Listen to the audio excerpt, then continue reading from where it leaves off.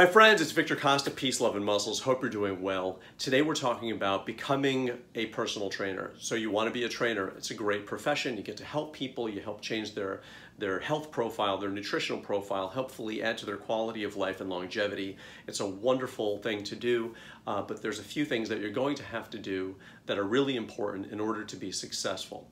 First, you're going to have to get certified. Certification is extremely valuable. When was the last time that you went to a doctor that did not have a diploma?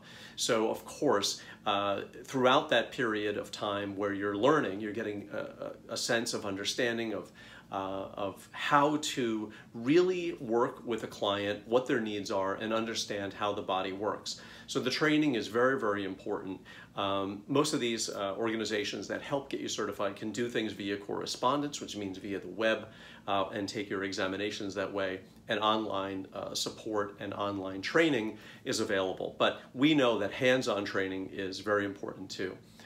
When you're going through your certification process, you may want to use a couple of friends or family members and really try to take them through a session, really from beginning to end, a full hour session, and that includes really being there for them, right? Trying to practice your skills and being present for the client and really developing your own methodology. Because after you get certified, the question that is going to be the most important is, why should someone work with you in an industry where there's a lot of people to choose from?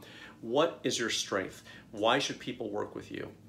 You're going to have to come up with your own methodology and your own sort of brand of training within the context of your certification, right? That's very important. And once you start having clients, I want to point out that the most important thing is your attention to your client, right?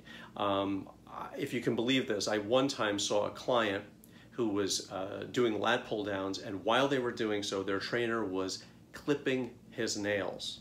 Yes. The nail filings were flipping onto the back of the client and their hair.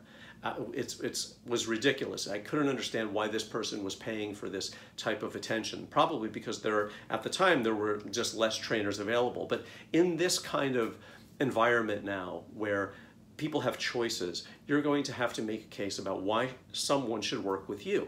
Whether it's your ability to nurture the client, to set goals, to help them reach their goals, to have them have a very satisfying experience when they're in the gym with you, and to have them want to come back and work with you again. So one of the things that you're going to have to learn is how to really focus on the client and not remind yourself that the session is not about you. Right? You don't take that time in between the sets to tell them about your problems or your things that are going on, or another job that you wish you had, or the problems with the gym, or the problems with your manager or your boss. That's not what this is about. This is a session where you're supposed to be engaged and helping give all your energy to this client so that they want to work with you and so that they can get the most out of the money that they're paying you. So you're really stewarding them through their workouts, guiding them through their workouts, and also, in addition to training, ensuring that they are spending their energy in the workout, not worrying about being spotted, counting reps, moving the plates around. That is part of your duty, that's part of your job. To have the client fully engaged in the training, to get them what they need, not only in terms of education and reminding them of how the body works and their posture throughout the exercise, but it's a hands-on, full service job. And while that person's there, that is the most important person in the world. Another thing is, please do not check your phone in getting ready for your next clients. If I were you, I would simply set an alarm for when that session is supposed to be over, and that is the only time you check your phone at all throughout the session. Yes, sometimes there's a little bit of silence in between those workouts, between the sets, and that's a great opportunity for the client to meditate, get themselves together, or for you to rehash what they just did and what they are about to do next. Okay, so we went through, it's not about you, certification. Do not talk about things like your political views. Do not talk about things like religion, topics that sort of invite controversy, and remind yourself that this is not a platform for you to have an audience. This is for the client to get the most out of the session, okay? And also, sort of your job is to, like I said, protect the client as well. and remind them of hazards and to sort of shield them from the other things that are going on at the gym simultaneously. What else? So the other thing is also become friendly with your clients, right? It's not that one interaction. You might want to send them an article. You might want to send them a text message of, how great they did today, or how much you're looking forward to the next session. Or you might want to say, hey, I remember we discussed this during the session. I just found an article on this and I think you might be really interested in it. So that relationship is valuable because that's the only way that the person is going to really build that connection and rapport with you.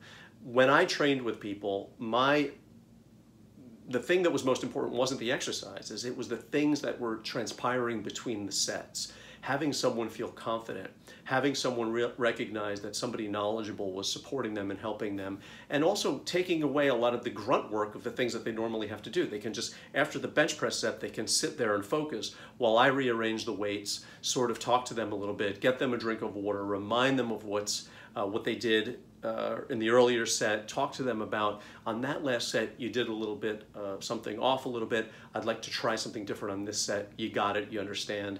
And then allow them to just be able to focus on themselves because that's what that session is about. Okay, and pretty much that's the scoop because you cannot teach someone to be interested in someone else.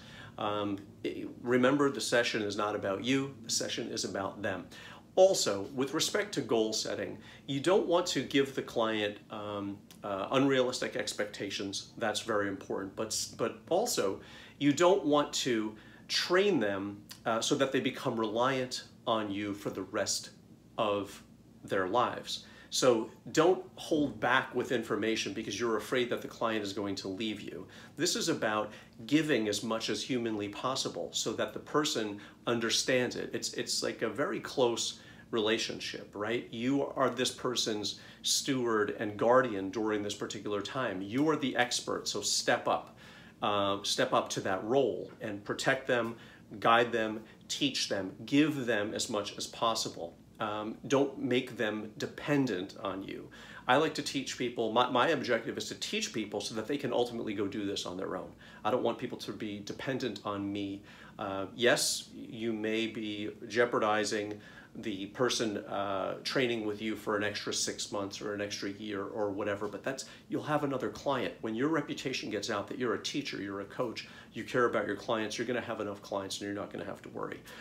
With respect to guys who have to walk the gym floor, who work at big chain gyms and get clients, I would just say, that's hard when you're there, but you've got to be patient.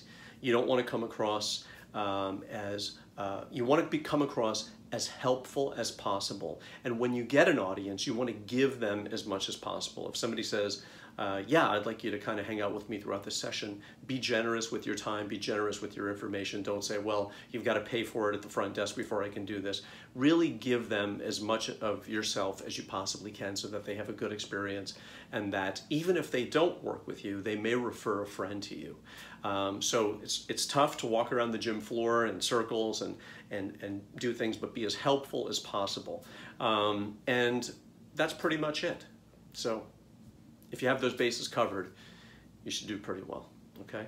So peace, love, and muscles, guys. Take care of yourselves. And all you trainers out there, I know you're awesome and I know you care about your clients. Take care.